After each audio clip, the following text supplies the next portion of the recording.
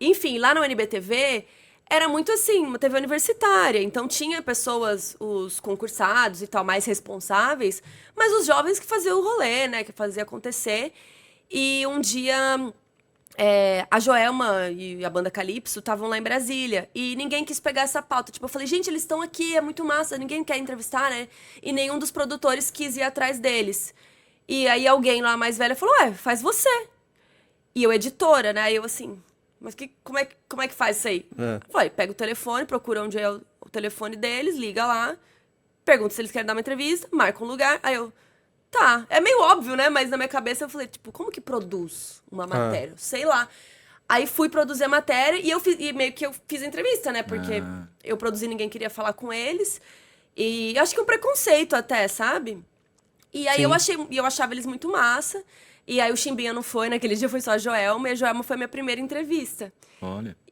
Gente, foi totalmente assim, do nada. E foi bem, foi liso, assim, não teve. Ah, eu errei, eu dei uma errada lá, ela me corrigiu, mas ela foi muito gentil, assim. Imagina, ela topou uma entrevista pra uma TV universitária de Brasília, sabe? Ela foi muito gentil. E foi a minha primeira entrevista. Até hoje eu não voltei a encontrá-la. Vamos ver quando vai Mas ser. hoje, quando você sobe no, sei lá, no palco Da CCXP, por exemplo. bate o. Dá um friozinho? Sim, É? eu fico toda arrepiada antes de subir. Eu fico. Aí depois que eu subo, é como se fosse outra pessoa. É como se fosse um.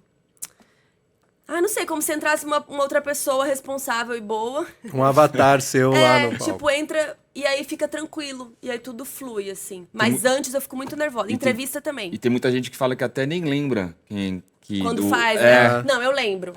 Não, eu sei que sou eu, mas eu sinto que, tipo, parece que relaxa, sabe? Parece que, tipo. Tá É que bom. tem tanta coisa pra pensar que você não consegue nem ficar nervosa mais, né? Antes eu fico entrevista, até hoje eu fico, ai, mas eu tenho muito.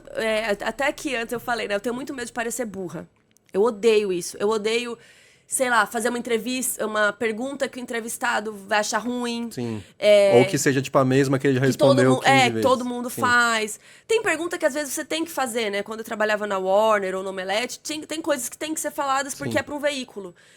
Mas quando eu faço pra mim, depois que eu fiquei, né, sozinha, né, só Carol Moreira, eu passei a tentar ser mais criativa e tal, só que é sempre difícil, né, você fugir do lugar comum, às vezes não tem como. Às vezes o convidado também não rende tanto, né? E também já aprendi isso também fazendo muita entrevista, que antes eu ficava me humilhando pra pessoa, né? Agora, você não quer dar entrevista, eu pego minha bike e vou embora, gente. Eu não fico lá me humilhando mais.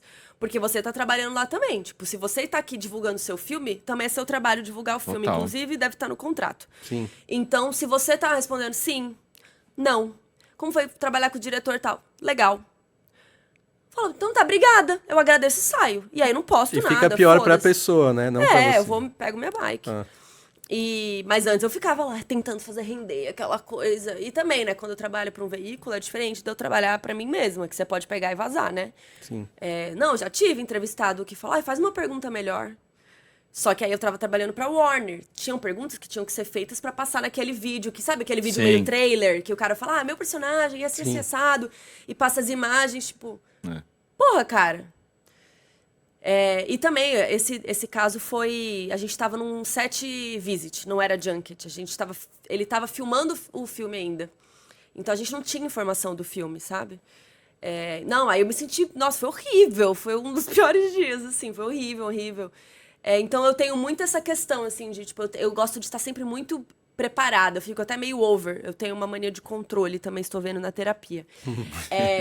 Muito controlador, eu quero, saber tudo que tá acontecendo e tal.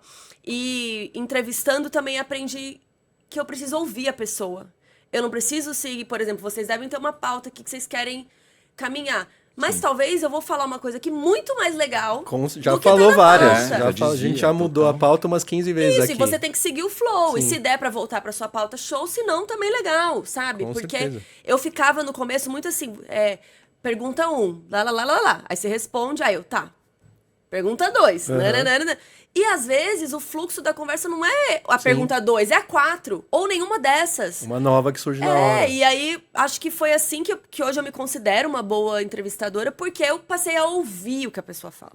Sim. E é outro papo, quando você se entrega e você tá presente. É muito clichê coach, né? Meio mindfulness. Mas, cara, quando você tá presente, as coisas surgem pra você, sabe? As Sim. ideias vêm, você rebate com uma outra pergunta, às vezes, né? Mais interessante. Então, faz diferença você tá, né? Prestando atenção, tá ali, né? Presente.